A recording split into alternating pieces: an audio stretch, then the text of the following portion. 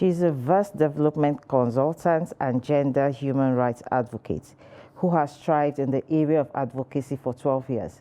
Her engagements with international organizations, corporations, and foreign governments in 4 continents to develop and implement sustainable economic, political, and public policy spans over 27 years. She has responded to the rally cry for more women representation in the political sphere and has contested elections 3 times. She was the only female candidate in both parties, both PDP and APC, to contest the National Assembly seats from the northwest of the country. Recognized for her contribution to society and community advancement, she has received numerous awards worldwide. Constantly aware of the major role that her community played in her development, she views her passion for voluntary work towards empowerment and nation building as the only path to take. The Isamo Magoro Foundation is her brainchild. The foundation focuses on empowering women and youth. She opened Bilmore Technical and Vocational Center for Special Needs Children in 2016. Her interest in sound governing structures, education, social policies, and reform has seen her journey to over 38 countries. She has strived to create awareness of how Nigeria and Africa's tremendous opportunities and capabilities far outweigh the challenges faced on the continent. Join me in welcoming Dr. Bilkisu Magoro to today's program. You're welcome, Doctor. Thank you very much. How did you first get into female activism and human rights advocacy? Can you tell us about that?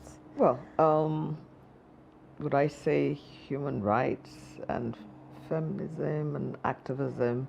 Well, it's one of those things. I think this was in the early 90s, when I came back home.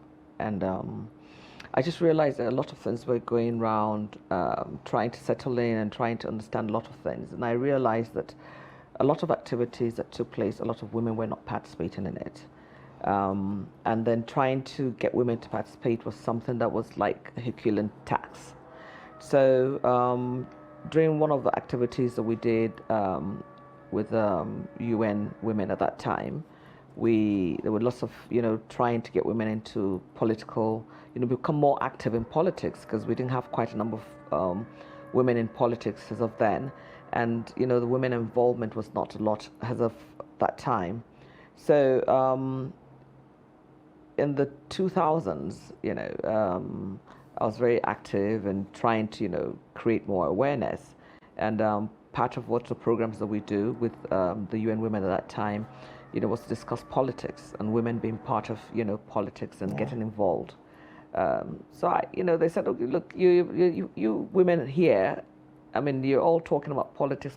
Why don't you just, why don't you contest? Why don't you be part of those that participate in the politics itself? Put your money where your mouth is. Yeah. And that's basically, I think that's when I got into the politics itself, became much more interested in what was going on and, trying to get more women involved. Being from the Northwest, from Kebbi State, there weren't participation at all, practically none. And so, those areas, Kebbi, Sokoto, Zamfara, was one of those areas that were very silent. And so I thought, it's an area that we needed more women involvement. And we have a lot of women, when I say women, we have a lot of problems at that time that are they're not voiced out because we're not, involved in what's going on. So if we don't participate, then who would know what our problems are? We just knew our problems amongst ourselves as women. Okay. Were there experiences from your growing up years that made it easy for you to be able to participate? I think, from my background, my father played a major role because what he did, as that time when we were young, we're all mostly girls. We just have one brother. And he made all sure, girls. yeah, all girls. Oh, well, bless him. Wow. Yeah, and He's so blessed. He is blessed. That's why I said bless him. So majority of the, he made sure, education was paramount. We just had to get educated. We must go to school. He gave us the best of what he could give, and he made us very independent. To be the people we wanted to. And so I think that played a major role because, it's made me very independent and being able to be vocal in what I do. All right. Having been, in this space for quite a while, do you think we still have a long way to go in terms of equality? Okay, so it depends on what you mean by equality. Equality in what sphere? As in female representation? Representation, okay. You see, there are a lot of things we need to, when we talk about equality, is it that we want to have the same number of women in the workplace, the same number of women in politics. If we're saying that, we have, you know very well that in the political field, that the number of women involved in politics has actually reduced a great deal. So we have a long way to go with regards to, women participation in politics. But if you look at the workplace, we see a lot of women have, come up their different careers, and most of them are excelling in their different careers too. That, we've made progress, and, we look forward to more women taking up more, managerial positions and heading organizations and, leading in different areas in there. But in politics, we have I think we need to do much more, extra work. There was a time that we came up, there was a good position, number of women in politics, but it's really, really, gone down. An example, as I said, and you mentioned, is that in the National Assembly now, we don't have a single woman from the Northwest.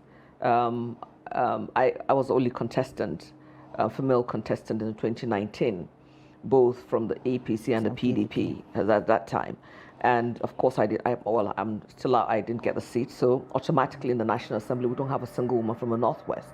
We have only just one woman that is in the State House of Assembly in Kaduna, and that's because she went to court and she was granted that seat after election. So if I'll talk more about the Northwest, that's where I'm from. And there are lots of other, cases in different parts of Nigeria too. But, it's sad that we don't have, so far that we've gone in democracy, we don't have women representation. So who actually is speaking for the women from the Northwest now in the National Assembly, both in the Senate and the House of Rep? We don't have anybody. So we have a lot of work to do. So why didn't you contest for the upcoming, are you contesting? 2023, no, I'm not contesting. So why? 3 times, I think it's, you need a break. Politics, it's not always about, contesting to win. When you create awareness, I believe I created enough awareness, especially from where I come from. And there are more women being involved in politics now than before.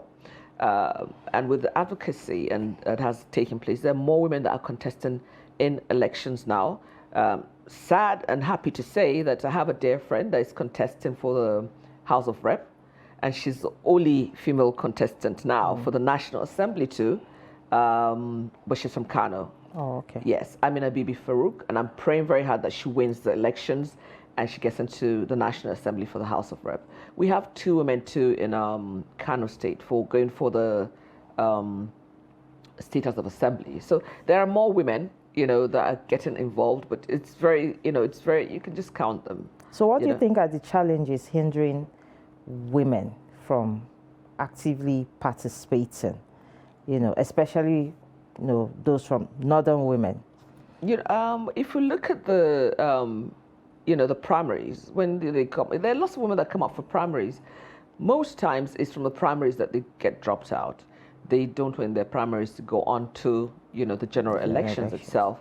So that's where I think there's a major problem. So we have to look at the parties. Sometimes, would say that parties put on to the electoral laws that women would get free tickets and there, but that doesn't really work out. That doesn't get them to, to general elections. There must be, it must be put into place where parties must elect women to go into general elections, not for them to be able to buy the, get in for primaries for free, and then just get dropped at the primaries.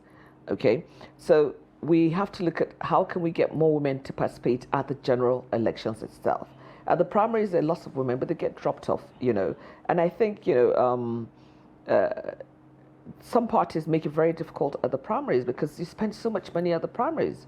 And funding is another problem for women when it comes into politics. The party itself has to some way nominate you. So it's either you go through the primaries and with the delegates, and you end up winning that the primaries for you to be able to go into the general elections, or if they sit down and there's a roundtable kind of agreement within the party, the women too have to really struggle hard so that they are the people that have been nominated to go into the general elections.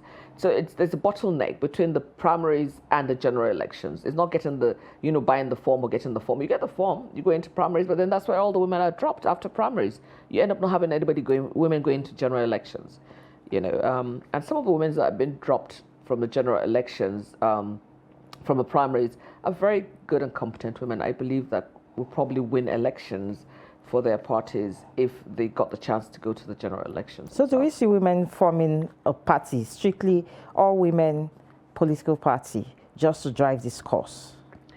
It's been tried, but I don't think it's actually worked. Nigeria is not all women. It's everybody. So you can't really say that you're going to create an all-women party, all-men party. It's an input of everybody. We need, to work together. If politics is not about individuals. We're trying to work at a nation to build Nigeria and see the progress of Nigeria. So nobody should be left behind. Everybody should be able to participate in the development of the country, Nigeria. So women too must participate. People with disability must be part of it.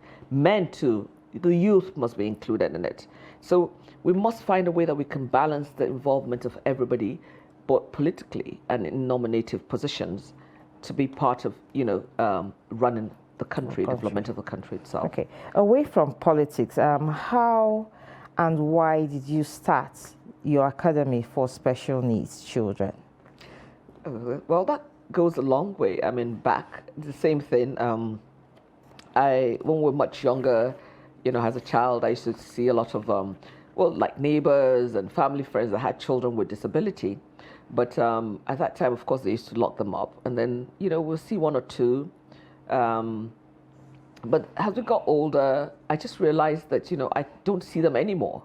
And I looked into the society too, and I noticed that you don't have a certain group of people with disability beyond a certain age. Not just physically challenged. So we have learning disability. There's some that have a lot of other disabilities that are not visual, apart from a physical disability that we see. I realized that a lot of them are not, you don't get to a certain age, you don't see them. And it's quite honest amongst us.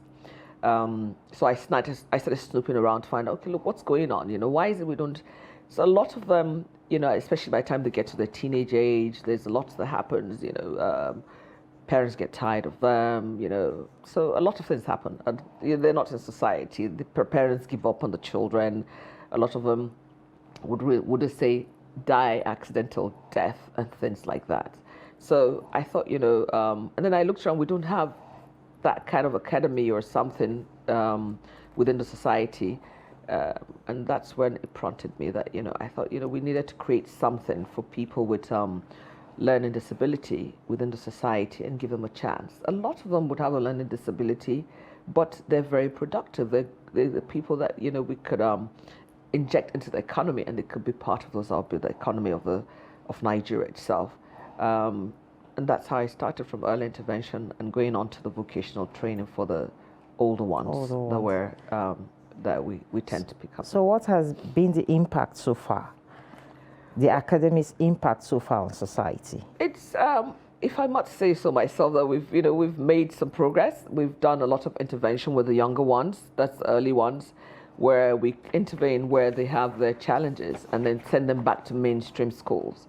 The older ones too that are going into primary, secondary school, there are lots of disability that we tend to ignore, like things like dyslexia, delayed processing in children. Of course, we talk about people with autism, which is all part of it. We have children with and adults with cerebral palsy and the rest of them. So these are all different challenges and disabilities that do exist. So with that, we've been able to intervene with some of them, that's the younger ones, and they've gone back to mainstream schools. Then we have the ones that probably have dyslexia, has a learning disability, or their processing, it's a bit delayed. We've actually worked on, they've gone into secondary schools, in mainstream schools.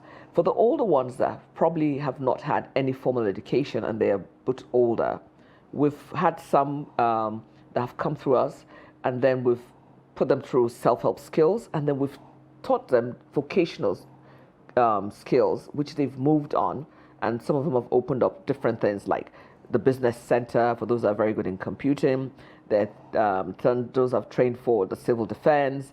We have one of ours that is an NDA now. So we have in different fields. It's just that some of them just need that intervention and the little extra, for them to actually get the grasp of what is actually required, and then we put them back into mainstream school. So we've had very good results, and so far I think we've had about 70 to 80 children have come through us. Oh, both children and young adults. So we're crawling up, but we're making our little impact in society and creating the awareness that we need to.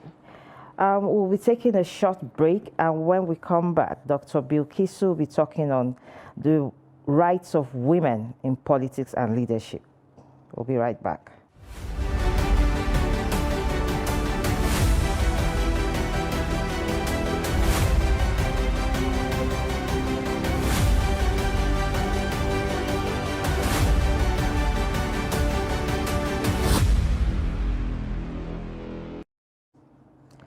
Welcome back.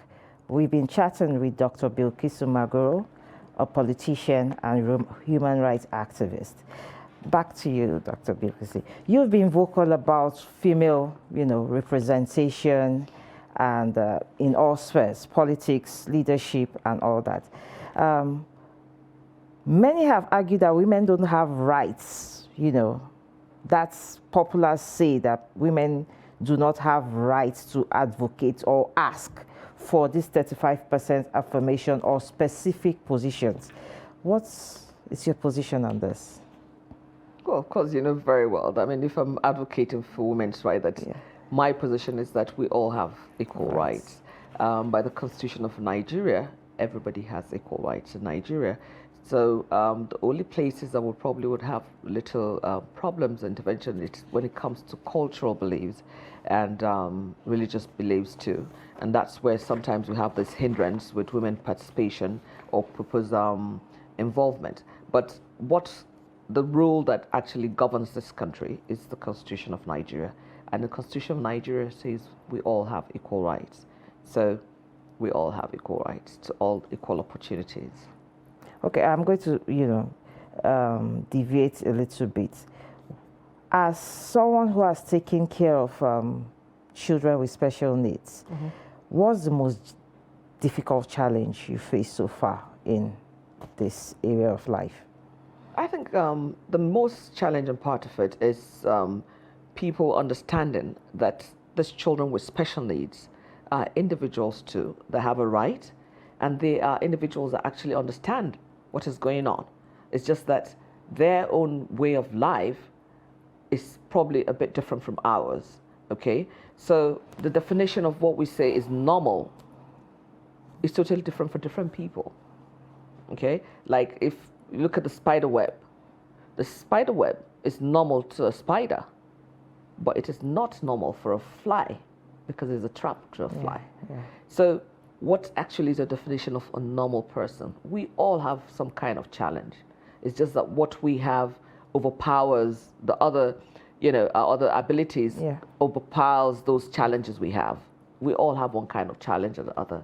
So these people, individuals, have a right just like any other person to live within society, be involved in society, be employed, for them to have a decent education, for them to have decent homing, health, and everything. They have every right that you and I have, and they should be given that right. So it's making people understand that, because we already within the society have built this, like what I say, this cage and belief around people with disability, especially the non-visual disability. For some places and some cultures, they believe that they're witches and wizards. In some cultures, in northern cultures, for those that are probably hallucinating or have schizophrenia, you identify them and say that they are called Iska. That's in Hausa. And they have genes and the rest of them. So, we have to create this awareness. It's very difficult when you try to explain to them. No, these children and young adults, we can actually produce something good out of them. They can just live like any other person with the right attention and the right education. They cannot go through the same education as the mainstream education. Mm-hmm. The education has to be tailored for them, and it has to be processed in a different way. So we need to create that awareness, and people have to believe and understand that they all have a right, especially families that have them. A lot of families that have them don't bring them out. Mm-hmm. They hide these children. Yeah. There's nothing to hide about these children. These children and the young adults are loving people. They're just wonderful people. In fact, they're more trustworthy because they don't have any, they can't tell you lies. They just tell you as it is. They're honest and, straight, and they have their intelligence too. Yeah. A lot of them that, you see like in the Silicon Valley are not, they're all normal. They all have their challenges. Some are fantastic with computers, they're geniuses in mathematics, yes. Very good in sciences. You just need to know them. You need to be part of them. Go into their world. We want them to come into our world and just be like us. We have to learn to go into their world and discover who they are and approach these people, but they're fantastic and wonderful people. I enjoy being with them. You speak with them so proudly about these children. You are with passion and all that. What's your greatest worry about their future, especially in a country like Nigeria? Well, it's the worry about their future that got me to have the center, because most times the parents are the caregivers for these children. They look after them. So the major worry is, okay, what would happen to them when the parents are not around? And that's where we have this short lifespan, because if the parents are not around, they're moved from maybe relatives to relatives or people that will not even want to take care of them, because it's very difficult to manage them. And that's why I got the center going, so that they can become self-reliant and probably build on different careers that they want for themselves. So with more models like what I already have, which I pray that the government would take up, and the same thing with the education system too would take up, we'll be able to make them independent. They can they'll be part of society. You wouldn't even notice that these people exist, because everybody's taking part in doing their daily jobs, that they should do.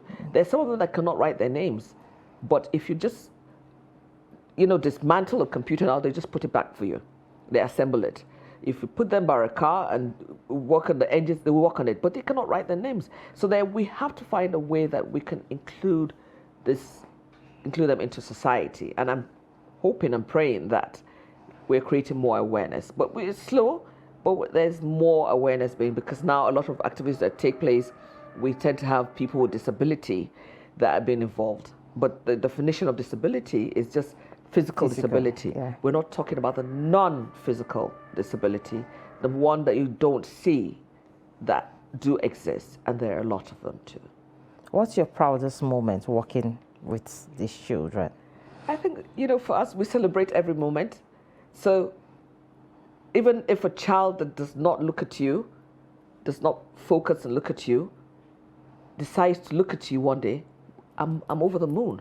Not when the one that is that is not verbal, says something, you should see us celebrate. Or the ones that comes with cerebral palsy, and we've done so much work on them, and we see them taking their first steps. We celebrate every moment. Is it the one that cannot hold a pen, that eventually can hold a pencil, and is able to grip? We celebrate every day. We celebrate. It's everyday celebration. We celebrate every moment. We don't take anything for granted. So for some of us that we call ourselves normal, we take things for granted, but we don't take anything for granted at the center. We celebrate everything. Every moment is celebrated.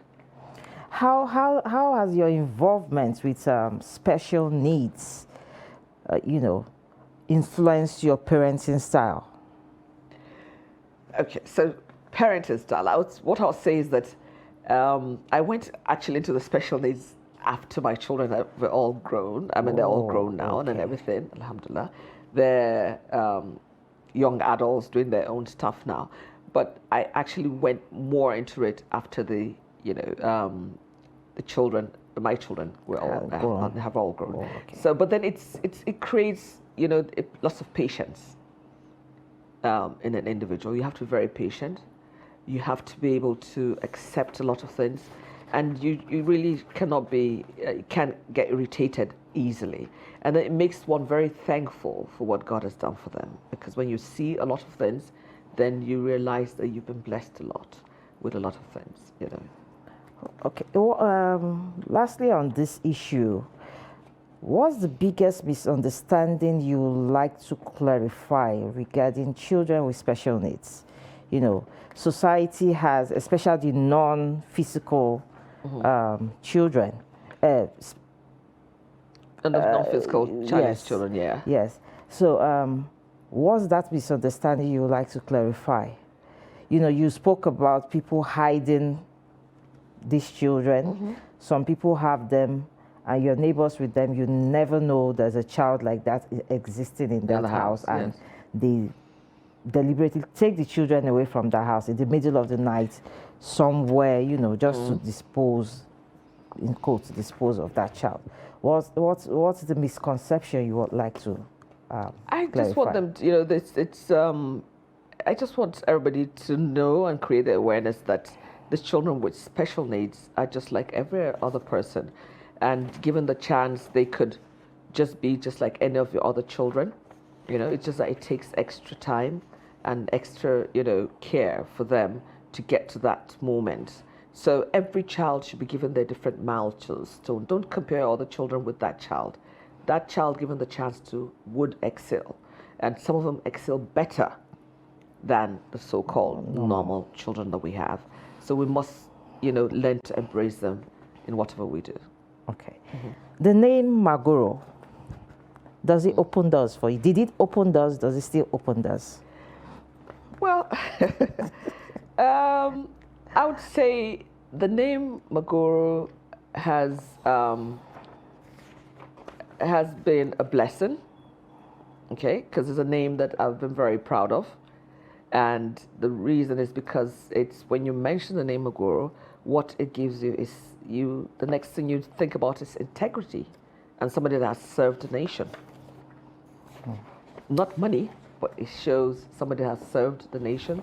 And it does, in a way, it does open the doors. It helps in here and there. And then people that want the truth, when they hear the name Magoro, they tend to, are there, listen for what the truth and integrity is all about. Yes. Okay. We've been speaking with Dr. Bilkisu Magoro. Thank you very much for joining us on the program today, Dr. Bilkisu. It's been a pleasure. A child is like a butterfly in the wind. Some can fly higher than others, but each one flies the best it can. Why compare one against the other? Each one is special. Each one is beautiful. Unknown author. Different does not mean less. And these quotes help us to remember that having special needs does indeed come with some special qualities that should be celebrated. Until next week when we bring you another interesting guest, I remain your host, Aminat Hassan. Stay safe, remain blessed, and compliments of the season.